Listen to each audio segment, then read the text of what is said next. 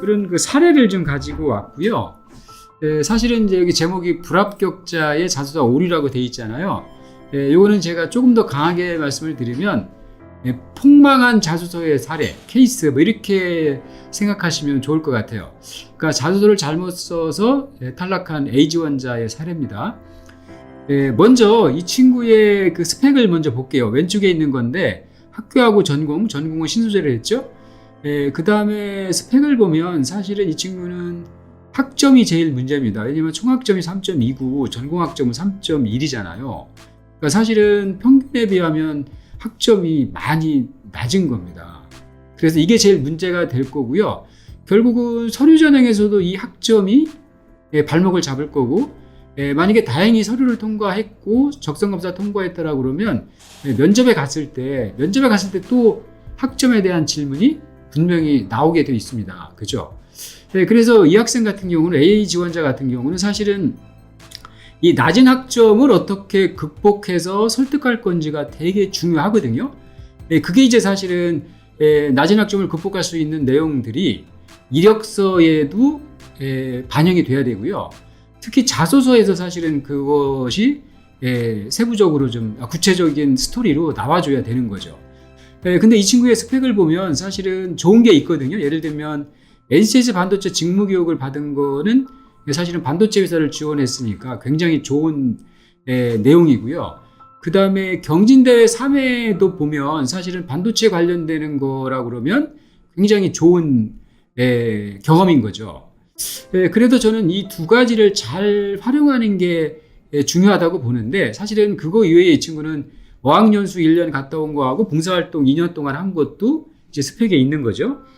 자, 근데 이 친구가 이력서를 쓴 거를 보면 대내 활동에 경진대회 3회는 입력을 해서 그 설명을 했는데 NCS 반도체 교육받은 거는 이력서에는 쓰지를 않았어요. 이거는 잘못된 겁니다. NCS 반도체 교육받은 것도 꼭 대내 활동에 그러니까 이력서에도 써줘야 되거든요.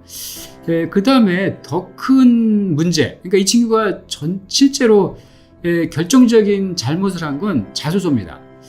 자소서에 보면 성장 과정에 뭘 썼냐면 어학연수 1년 갔다 온 거하고 봉사활동 2년 갔다 온 걸 가지고 자소서에 두 가지 스토리를 썼거든요.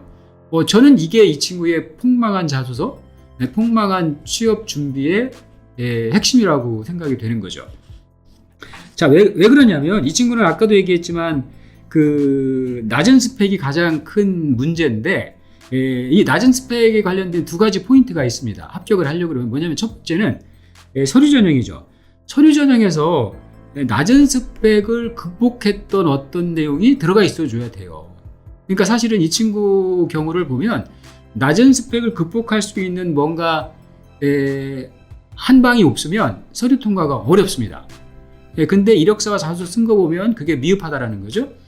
두 번째는 뭐냐면 면접을 준비한다라는 생각으로 봤을 때 사실은 면접에서 가장 강력한 파워를 발휘할 수 있는 게 자소서거든요. 근데 자소서에 스토리를 잘못 썼다라는 거죠. 그러니까 이런 거예요. 이력서에 예를 들면 NCS 반도체 교육 받은 것도 잘 어필을 해줘야 되고요. 그 다음에 정말 자소서가 중요한데 자소서에 어학연수나 봉사활동보다는 오히려 NCS 반도체 직무교육을 받은 거하고 경진대회에 대한 내용들이 들어가 줘야 되는 거죠. 그래야 그나마 낮은 스펙을 어떻게 극복하고 그걸 설득할 수 있는 기본 자료가 되는 거거든요. 그러니까 보면 이 친구는 지금 이력서와 자소서를 쓴 거를 보면 서류 전형에 대해서도 사실은 서류 전형을 통과할 수 있을까? 이것도 장담하기가 어렵고요. 나중에 다행히 면접까지 갔다 그래도 면접에서 합격이 될까? 이거를 장담하기는 정말 어렵다라는 거죠. 자, 예를 들면 이런 겁니다. 만약에 자소서 얘기를 제가 오늘 메인으로 드리는 건데 자소서가 얼마나 중요하냐면 이런 거죠. 만약에 이 자소서를 들고 면접에 갔다라고 그러면 분명히 면접인이 물어볼 거예요. 어학연수와 봉사활동을 물어보고 그것이 그 두 가지 활동이 낮은 학점과 어떤 관계가 있는지 물어볼 거고요. 저 같으면 이런 것까지 질문할 거예요. 전공을 열심히 공부하는 게 더 중요한가요? 아니면 어학이나 봉사활동을 열심히 하는 게 중요한가? 이 두 가지를 물어볼 거라는 거죠. 왜냐하면 이 A 지원자는 사실은 반도체 엔지니어로 지원을 했거든요. 그러면 면접위원이 그렇게 묻는 의도가 뭐겠습니까? 그건 명확하잖아요. 그죠? 그러니까 사실은 어학이나 봉사활동을 강조해서 반도체 엔지니어로서 뽑히길 원한다라는 것 자체가 처음부터 단추를 잘못 끼운 거죠. 자, 그래서 이렇습니다. 자소서가 왜 중요하냐면 아까도 얘기했죠. 서류 전형에서 사실은 뭔가 나의 낮은 스펙을 극복시킬 수 있는 가장 파워가 있는 내용이 자소서이고요. 그 다음에 면접까지 생각해 보면 면접에서 나의 직무 역량을 가장 강력하게 어필할 수 있는 무기도 자소서입니다.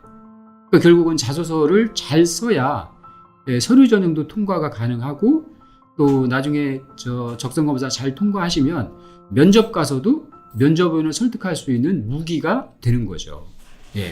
자, 이게 오늘 제가 A씨의 그 폭망 자소서를 사례로 설명을 드린 건데요. 자, 이런 겁니다. 결국 면접 준비에서 제일 중요한 건 이력서와 자소서예요. 그러니까 사실은 여러분이 이력서 내용들을 입력하고 자소서를 쓸 때 면접까지 생각하고 써야 되는 거예요. 그러니까 내가 이렇게 이력서 내용을 입력하고 이렇게 자소서를 쓰면 면접에서 나한테 어떤 질문을 할까까지 생각을 하시고 자소서를 써줘야 되는 거죠. 그렇게 자소서가 중요합니다. 그래서 사실 지난주에 3자의 자소서 주제에 대한 것도 설명을 드렸고 이어서 오늘 어떻게 자소서를 쓰면 절대 안 된다. 폭망한 자소서의 사례를 설명을 드렸습니다. 이걸 참조하셔서 정말 자소서를 고민을 하시고 본인의 직무 역량을 잘 어필할 수 있도록 작성을 해주시면 좋겠습니다. 이상입니다.